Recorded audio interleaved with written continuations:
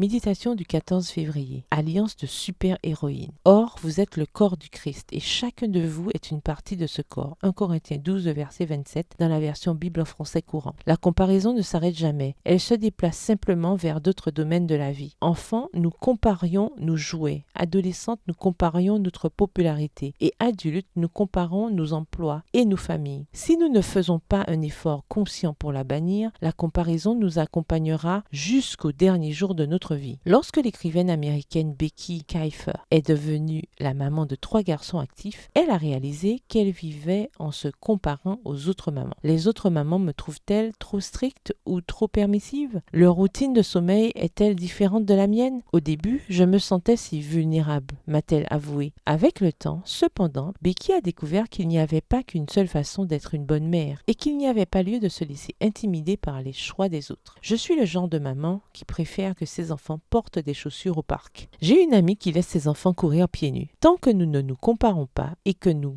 apprenons à nous soutenir mutuellement, ces différences nous aideront à grandir, a-t-elle ajouté. Becky pense que chaque maman a un super pouvoir différent et qu'elle devrait pouvoir le distinguer au lieu de se comparer et de rivaliser. Nous avons toutes des domaines dans lesquels nous excellons, mais il est si facile de les ignorer et de penser que ce sont des choses normales que tout le monde peut faire, de penser que tout le monde peut cuisiner comme moi, ou faire une tresse collée, ou enseigner l'écriture comme je le fais. Lorsque nous prêtons attention aux dons uniques que Dieu nous a accordés, au lieu de nous concentrer uniquement sur ce que nous pourrions faire mieux, nous retrouvons la joie de la maternité. Et ce n'est pas tout. Nous recevons également la liberté de célébrer les super pouvoirs des autres femmes, au lieu d'être intimidés par elles. Lorsque nous cessons de nous comparer, les forces des autres femmes nous servent et nous protègent. Ensemble, nous pouvons former une alliance de super-héroïnes, chacune apportant son propre don. Prière, Seigneur, je te remercie d'avoir béni chaque femme en lui donnant des talents uniques. Je veux laisser derrière moi la comparaison et l'envie. Montre-moi comment je peux utiliser ce que tu m'as donné pour aider les autres et donne-moi l'humilité nécessaire pour demander de l'aide quand j'en ai besoin. Bonne journée, que l'Éternel vous bénisse.